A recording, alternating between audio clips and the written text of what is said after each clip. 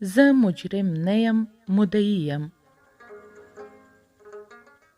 لیکوال عالمزیب محسود.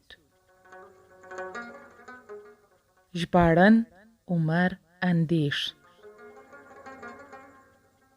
لوستونکی مرسل احمدزی. د لیکوال سریزه. زه مجرم نه یم، مدعي یم.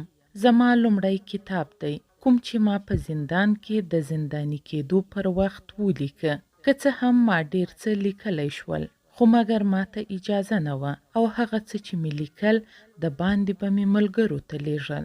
21 نومبر 2019 کې په کراچي کې زه بندي شوم او بیا مې 8 میاشتې د کراچي د سنټرال جیل په تورو تنبو کې تیرې کړې.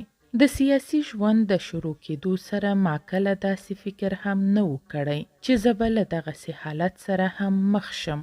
شاید د دې لامل دا وي چې ما په کم عمر او کم تعلیم د هغه ګوند سره کار یا سیاسي فعالیت پیل وکړ چې د دې هیواد د نظامی تاسیساتو باندې قوي تکیه لري.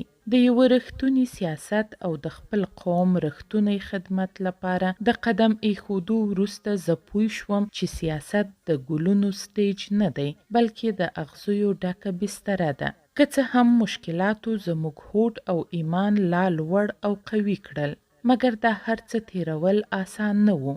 دا کتاب زموږ د جدوجهد په تړاو یو پیژندګویي وګڼئ چې موږ کومې غوښتنې د دې تحریک یعنی PTM له شروع سره وکړې. د دې تر شا څه کړنې وې.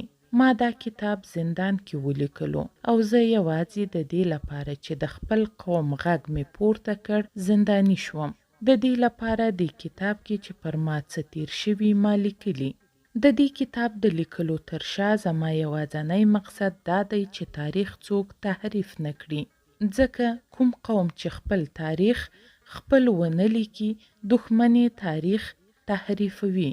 له دې به زما قوم او راتلونکی نسل او نوره نړۍ پوهیږي چې د دې ملک ظالمانو په دې قوم څه ظلمونه کړي دي.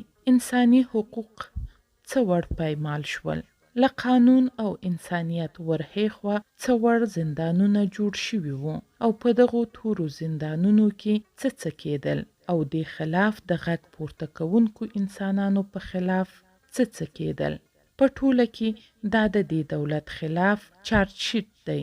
لکه څه ډول چې د زندان د تورو تنبو شاته وخت تیرونه او ظلمونه ګالنه د دې قوم لپاره پر موږ یو فرض وو، همدا ډول د دې حالاتو او کړنو په ایماندارۍ لیکل هم فرض وو، کوم چې ما تر خپلې وسې پورې کوشش کړی.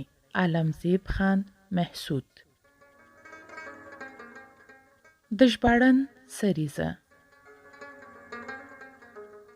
دا کتاب د پښتون نسل د هغه بنیادي ستونزو تصویر دی چې د لوستونکو غونې به زیږه شي. دا لومړی کتاب دی چې ما وژباړه، خو وخت لنډ او تنګ و، ځکه چې د ملګرو هڅه ده چې د میرانشاه جلسې لپاره به یې چاپوي. نو طبیعي ده چې د لومړنۍ هڅې ژباړه او د وخت کموالی به له تېروتنو خالي نه وي. هیله ده چې د لر او بر هر پښتون دا کتاب ولولي او هم هغه نیمګړتیاوې چې ژباړل شوي کتاب لري موږ ته په نښه او راسره شریکې کړي.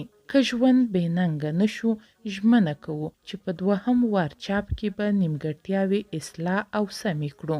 د پښتون قوم د بیدارۍ او په پښتون افغان وطن کې د امن او پرمختګ په هیله. کور مو ودان.